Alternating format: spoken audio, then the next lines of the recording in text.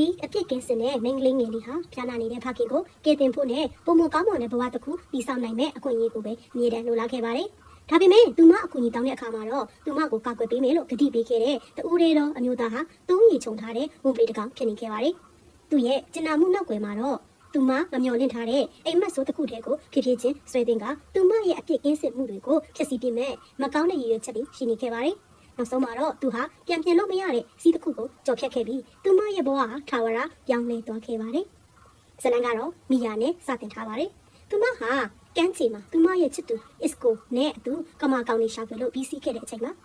သူတို့စကားပြောနေတော့မှအစ်ကိုကသူမရဲ့အလားပါကိုချီးမွမ်းပြီးသူမအပေါ်ရုပ်ပိုင်းဆိုင်ရာအရာစတင်ထိပါဖို့ကြိုးစားခဲ့ပါတယ်။ဒါပေမဲ့မီယာကသူမဟာအိမ်ထောင်မပြုတ်ခင်အထိအပြိုစင်ဘဝကိုထိမ့်သိမ်းထားခြင်းကြောင့်ကိုတတိပေးခဲ့ပါတယ်။ဒါတောင်မှသူမကအစ်ကိုကိုစိတ်ကျဉ်နှံ့မှုရအောင်သူမနဲ့စော့ကစားလို့ရကြောင်းပြောခဲ့တယ်လို့အိမ်မှာအိမ်မှုကိစ္စတွေလုပ်ဖို့ရှိသေးတာကြောင့်အိမ်ကိုအမြန်ပြန်ရမယ်လို့လည်းတတိပေးခဲ့ပါတယ်။အိမ်ပြန်လမ်းမှာတော့သူတို့ဟာကန်းချီကကမာမွေးမြူရေးချတွေကိုဖျက်သိမ်းမဲ့အစီအစဉ်ကိုစန့်ကျင်ကန့်ကွက်နေတဲ့လူအုပ်ကြီးနဲ့ရုပ်တရက်တိုးခဲ့ပါတယ်။ဒါဟာသူတို့လူအဖွဲ့အစည်းအတွက်ဘလောက်အရေးကြီးတယ်ဆိုတာကိုသိရှိသွားတဲ့အတွက်မီယာနဲ့အစ်ကိုတို့ဟာဆန္ဒပြပွဲမှာတက်ချင်းပါဝင်ခဲ့ကြပါတယ်။ဒါဟာသူတို့ဒေတာခံတဲ့အတွက်တခုတည်းတော့အသက်မွေးဝမ်းကြောင်းအလုံးဖြစ်လို့ပါ။ကံကောင်းစွာနဲ့ပဲအဲ့လိုရုံးရင်းဆန်ခတ်ဖြစ်နေတော့မှမီယာရဲ့အဖခင်ဟာလေဖြတ်သွားခဲ့ပြီးသူတို့ရဲ့အခြေအနေဟာပိုပြီးဆိုးရွားသွားခဲ့ပါတယ်။ဖခင်ကိုစီကူတာဖို့လိုအပ်မှန်းသိပေမဲ့စီဖိုဝါကမရှိကြပါဘူး။ဒါကြောင့်သူမရဲ့ဖခင်ဟာအိမ်မှုကိစ္စတွေအတွက်မီယာအပေါ်မှာပဲလုံလုံလည်လည်မိခိုနေရပါတော့တယ်။အဲ့ဒီချိန်မှာပဲကမာမွေးမြူရေးဟာသူတို့အသက်ရှင်ရတည်ဖို့အတွက်တခုတည်းတော့နီလန်ဖြစ်မှန်သူမသိရှိသွားခဲ့ပါတယ်။အစ်ကိုကလည်းအခြေအနေတွေပြေလည်သွားတဲ့အထိမီယာနားမှာရှိနေပြီမယ်လို့ကတိပေးခဲ့ပါတယ်။ဒါကြောင့်နောက်တစ်နေ့မှာတော့မီယာဟာအကူအညီတောင်းဖို့ဆုံးဖြတ်ခဲ့ပြီးအဖွဲ့အစည်းရဲ့အကြီးကဲနဲ့စကားပြောဖို့အစိုးရရုံးကိုတွားခဲ့ပါတယ်။ဒါပေမဲ့သူမဟာလက်ထောက်တပ်ဦးဖြစ်တဲ့အန်နာနဲ့အရင်တွေ့ခဲ့ရပြီးအန်နာကကပတိန်ရုံးမှမရှိဘူးလို့ပြောခဲ့ပါတယ်။သူမပြန်တော့မဲ့အချိန်မှာပဲကပတိန်ဟာရုံးခန်းထဲကနေရုတ်တရက်ထွက်လာခဲ့ပြီးမီယာဟာနောက်ဆုံးမှာတော့သူနဲ့စကားပြောခွင့်ရခဲ့ပါတယ်။ကပတိန်ကသူမကိုရုံးခန်းထဲခေါ်သွားပြီးအလိုနေထွေးစွာကြိုဆိုခဲ့ပါတယ်။မီယာကအမမွေးမြူရေးဟာသူတို့လူအဖွဲ့အစည်းရဲ့တစ်ခုတည်းတော့အသက်မွေးဝမ်းကြောင်းဖြစ်တာကြောင့်ဖြတ်သိမ်းရေးကိုရပ်တန့်ပေးဖို့ရည်လမ်းရှိမလားလို့မေးမြန်းခဲ့ပါတယ်။သူမရဲ့ဖခင်လေးဖြတ်နေတာကြောင့်စီဖို့လိုအပ်နေကြောင်းဖြတ်သိမ်းရေးတာဆက်လက်လုပ်နေမယ်ဆိုရင်သူမကြောင်းဆက်မတက်နိုင်တော့မယ့်အကြောင်းတွေကိုလည်းပြောပြခဲ့ပါတယ်။အဲ့ဒီချိန်မှာကပတိန်ကသူကိုယ်တိုင်လည်းဖြတ်သိမ်းရေးကိုစန့်ကျင်ကြောင်းနဲ့ဒါကိုရပ်တန့်ဖို့နည်းလမ်းရှာပေးမယ်လို့ပြောခဲ့ပါတယ်။ဒါအပြင်မီယာကိုကြောင်းမထွက်ဖို့အားပေးပြီးရုံးမှာအလုပ်တစ်ခုကမ်းလှမ်းခဲ့ပါတယ်။ဒီနေ့ကြောင့်မီယာဟာအလုံးဝမ်းသာသွားပြီးတော့ကျေးဇူးလည်းအထူးတင်ရှိခဲ့ပါတယ်။ဒါပေမဲ့သူမမသိတာကတော့အဲ့ဒီကမ်းလှမ်းမှုနောက်ွယ်မှာမကောင်းတဲ့အကြံစီတွေရှိနေတာပါ။အဲ့ဒီညနေမှာပဲသူမကဒီတင်းကောင်းကိုအစ်ကိုကိုပြောပြခဲ့ပြီးကပတိန်ဟာလူကောင်းတစ်ယောက်ဖြစ်ပုံရကြောင်းနဲ့သူမသူ့စီမှာအလုပ်လုပ်တော့မယ့်အကြောင်းပြောပြခဲ့ပါတယ်။အောင်ပွဲခံတဲ့အနေနဲ့မီယာဟာအစ်ကိုကိုသူမနဲ့ထပ်မံဆော့ကစားခွင့်ပြုခဲ့ပါတယ်။အဲ့ဒီညမှာသူမရဲ့ဖခင်ကိုပြုစုရင်းနဲ့သူ့ကိုစိတ်ကူးပေးဖို့နဲ့သူတို့ဘဝတွေပိုကောင်းလာအောင်အစွမ်းကုန်စူးစမ်းမယ့်အကြောင်းကတိပေးခဲ့ပါတယ်။ဒါပေမဲ့မီယာအလုပ်ဆလုပ်တာနဲ့ကပတိန်ကသူမရဲ့အလားအပကိုတိတ်ဆိတ်စိုက်ကြည့်နေခဲ့ပါတယ်။အဲ့ဒီညမီယာအိမ်ပြန်ရောက်တဲ့အခါမှာတော့သူမရဲ့ဖခင်ကကရင်ပေါ်ကနေပြုတ်ကျပြီးကျန်းတင်ပေါ်မှာလဲနေတာကိုတွေ့ခဲ့ရပါတယ်။သူ့ရဲ့အခြေအနေဟာပိုဆိုးလာခဲ့ပြီးဒီလိုအကူအညီမဲ့နေတဲ့အခြေအနေကမီယာကိုအလုံးစိတ်ပြတ်အားငယ်စေခဲ့ပါတယ်။တညနေမှာတော့အစ်ကိုကမီယာကိုကပတိန်ရဲ့မွေးနေ့ပွဲအတွက်ရုံးကိုလိုက်ပို့ခဲ့ပါတယ်။သူမရုံးထဲဝင်သွားတဲ့အခါမှာတော့အနိုဒါတယောက်ကသူမရဲ့ဝတ်စုံပေါ်ကိုအချိုရည်တွေမာရင်ဖိတ်ဆင်ခဲ့ပါတယ်။ဒါကိုကပတိန်မြင်တဲ့အခါမှာတော့အန်နာကိုမီယာအတွက်ရုံးခန်းထဲကဝတ်စုံအသစ်လဲပေးဖို့ပြောခဲ့ပါတယ်။ဒါနဲ့သူတို့နှစ်ယောက်ရုံးခန်းထဲကိုဝင်သွားခဲ့ကြပါတယ်။မီယာအဖို့လဲနေတော့မှာပဲကပတိန်ဟာအရက်ပလင်းတွေနဲ့ရုတ်တရက်ဝင်လာခဲ့ပြီးအန်နာကိုခတ်သွားခိုင်းခဲ့ပါတယ်။အဲ့ဒီချိန်မှာမီယာဟ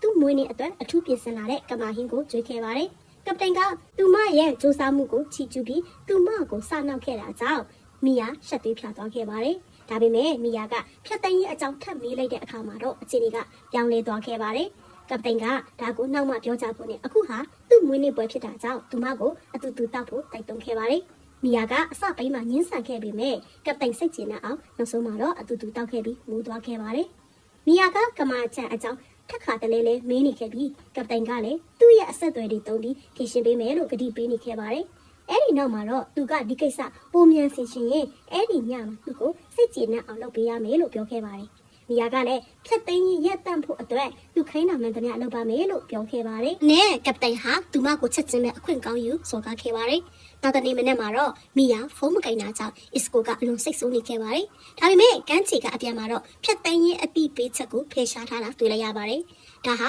ဘဒုလက်ချက်လဲဆိုတာမိယာသိတာကြောင့်အလွန်ဝမ်းသာသွားခဲ့ပါတယ်။နောက်တနေ့အလုတ်တက်တဲ့အခါမှာလေကပတိန်ကသူမကိုထပ်မံစော်ကားခဲ့ပါတယ်။ဒီတစ်ခါမှာတော့မီယာကဒါဟာသူမအတွက်အကျိုးရှိမယ်လို့ယူဆပြီးအတားတကြီးပဲခွင့်ပြုခဲ့ပါတယ်။ဒါပေမဲ့သူပြီးသွားတဲ့အခါမှာတော့ရုတ်တရက်စိတ်ဆိုးသွားပြီးမီယာကိုရုံခန်းထဲကနေမောင်းထုတ်ခဲ့ပါတယ်။ဖြစ်တိုင်းရေးကိစ္စကအချိန်ကြာကြီးယူရအောင်မယ်လို့လည်းပြောခဲ့ပါတယ်။တစ်ဖက်မှာလည်းအစ်ကိုဟာမီယာနဲ့ကပတိန်တို့ရဲ့ပတ်သက်မှုကိုတန်တရားဝင်လာခဲ့ပါတယ်။သူမသူ့ကိုချစ်သေးလားလို့မေးတဲ့အခါမီယာကချစ်ပါသေးတယ်လို့ဖြေခဲ့ပြီးမြဲတက်တေပြဖို့တောင်းဆိုခဲ့ပါတယ်။ကံမကောင်းစွာနဲ့ပဲအဲ့ဒီအချိန်မှာအစ်ကိုကအီယာဝတ်စုံပေါ်ကအစွန်းထင်းကိုတွေ့သွားခဲ့ပါတယ်။ဒါဟာသူမဟာတခြားအမျိုးသားတစ်ယောက်နဲ့ရှိနေခဲ့တဲ့တက်တေပါပဲ။အစ်ကိုဟာ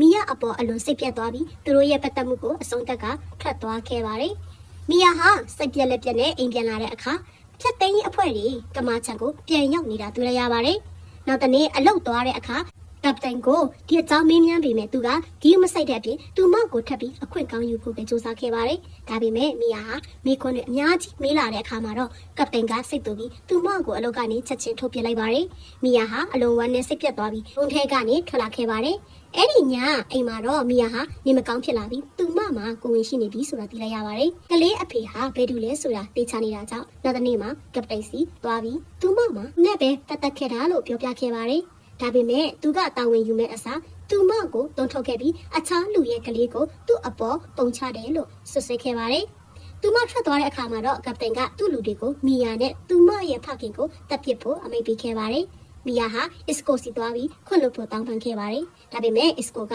သူမမှာပေးစရာဘာမှမကြံတော့ကြောင်းအားလုံးကိုကပတိန်စီပေးခဲ့ပြီးဖြစ်ကြောင်းပြောခဲ့ပါတယ်။ဒါပေမဲ့သူမကအတင်းတောင်းပန်နေတာကြောင့်အစ်ကိုစိတ်ပြေသွားပြီးသူတို့နှစ်ယောက်ဒီပေါ်မှာပထမဆုံးအကြိမ်အတူတူရှိခဲ့ကြပါတယ်။နောက်တနေ့မနေ့မှာတော့မီယာဟာလေးပေါ်မှာတယောက်တည်းကြံခဲ့ပြီးအစ်ကိုထွက်သွားတာကိုတွေ့လိုက်ရပါတယ်။အိမ်ပြန်ရောက်တဲ့အခါမှာတော့သူမရဲ့ဖခင်ဟာရရဆက်ဆက်အသက်ခံထားရတာကိုတွေ့လိုက်ရပြီးဒါဟာဘယ်တူလက်ချက်လဲဆိုတာသူမချက်ချင်းသိလိုက်ပါတယ်။သူမကပတိန်ကိုရင်ဆိုင်ဖို့ရုံးကိုပြန်သွားခဲ့ပြီးမြဲအန်နာကသူမရှိကြောင်းပြောခဲ့ပါတယ်။အန်နာကသူမကိုနှစ်သိပ်ပေးပြီးသူ့အိမ်ကိုခေါ်သွားခဲ့ပါတယ်။အဲ့ဒီညမှာမီယာကသူမရဲ့ဖခင်အတွက်လက်စားချေမဲ့အကြောင်းအန်နာကိုပြောပြခဲ့ပြီးအန်နာကလည်းကူညီမယ်လို့ပြောခဲ့ပါတယ်။ရက်အနည်းငယ်အကြာမှာတော့အန်နာကကပတိန်ကိုကမဆွပြုတ်ကျွေးခဲ့ပါတယ်။ကပတိန်မသိတာကတော့အဲ့ဒီဆွပြုတ်ထဲမှာအစိပ်ပါနေတာပါ။အဲ့ဒီချိန်မှာမီယာရုံခန်းထဲဝင်လာပြီးဒါဟာသူလုပ်ခဲ့တဲ့မကောင်းမှုတွေအတွက်ပြန်ပေးဆက်ရတာလို့ပြောရင်သူတည်ဆုံးသွားတာကိုကြည့်နေခဲ့ပါတယ်။ဇလန်ဆုံးမှာတော့